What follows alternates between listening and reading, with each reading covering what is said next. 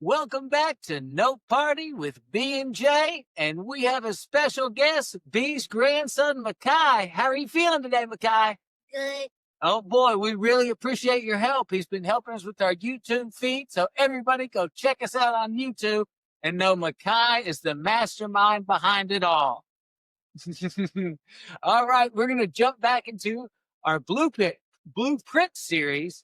In the last chapter, we showed how deregulation opened the gates. Now we're going to show you what walked through those gates and who walked away with the power.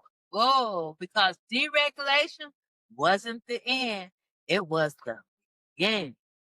When you weaken oversight and blow holes into the rules, the next step is always the same.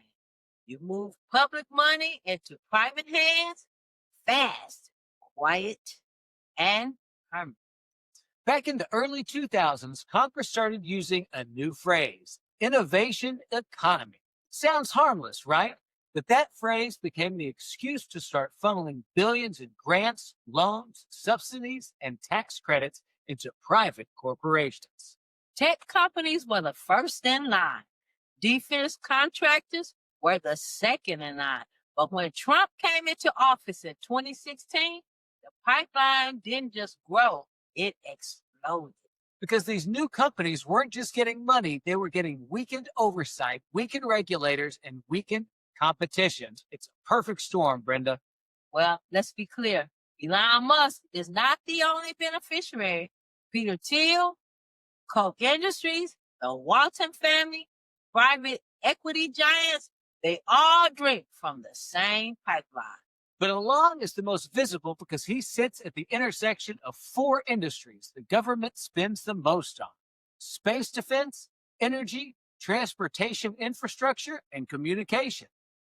He is the billboard. Plus, he's not the whole machine. He's the easiest example to show how the system works. During Trump's first term, several things happened that changed the game. Agencies investigating Musk were weakened or defunded. OSHA stalled cases. NHTSA slowed investigations. The SEC leadership shifted priorities. EPA rolled back standards Musk needed waivers on. Contracting rules were loosened, faster approvals, fewer audits, and fewer environmental reviews. Tax credits were expanded. EV and solar incentives, R&D credits, expensing rules that benefited manufacturing giants. By the end of Trump's first term, this is the first term, Musk wasn't just a businessman. He was someone whose companies were now intertwined with government operations, satellites, rockets, grid system, transportation corridors. And Brenda, when you're woven into the government, you become almost too big to even challenge anymore. You do. And now in Trump's the second administration, the pipeline has gone from powerful to wide open. It's all because these barriers are gone. Watchdogs have been fired, regulators under control, environmental protections rolled back, labor protections have been weakened, banking protections have been weakened as well. And at the same time, Trump increased the use of public-private partnership, which sounds like teamwork, but usually means public risk plus private reward. It's a simple formula, the 1% blueprint step by step. Step 1, weaken oversight. Step 2, weaken the regulations. Step 3, create exemptions for innovation. Step 4, flood the market with federal grants, loans, and contracts. Step 5, let private companies own the technology that taxpayers fund. Step 6, let those companies set their own policy. And step 7, repeat. That's a lot of steps. Ordinary people fund them systems. Billionaires own the results. Now let's walk through how Musk fits into this pipeline. SpaceX, billions in contracts, plus loosened safety oversight, near monopoly on all launches. He's got Tesla, billions in credits, environmental rollbacks, lowered costs, bigger margins. Starlink, government dependency, deregulation, it all equals control over global communication lanes. And he also has the transportation and EV infrastructure, which includes public grants plus deregulated environmental reviews, and that equals public funded expansion. And you know, he's supposed to be doing a tunnel now here in Right Nashville. here in Nashville. And the new piece, Dose, is collapsing.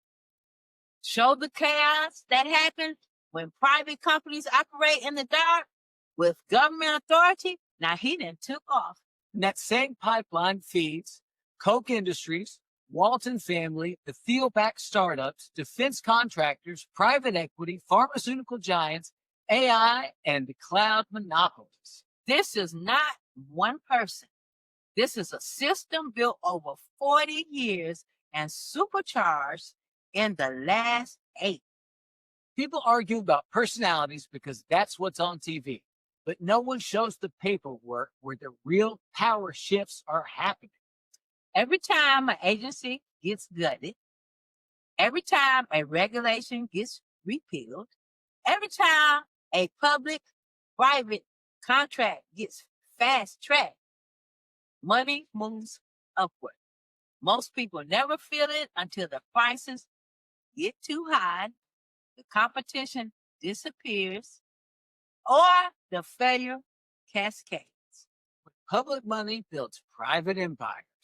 And public oversight collapses. Who does the government really serve? This wasn't an accident, Justin. Or, Ty, it was a design. And once we map that pipeline, we can show people how to break it. This is no party with B&J. If you can't vote, Vote. and if you can't vote, Drive 5 who can. hand deliver them to the post. We'll catch you on the other side. Hey!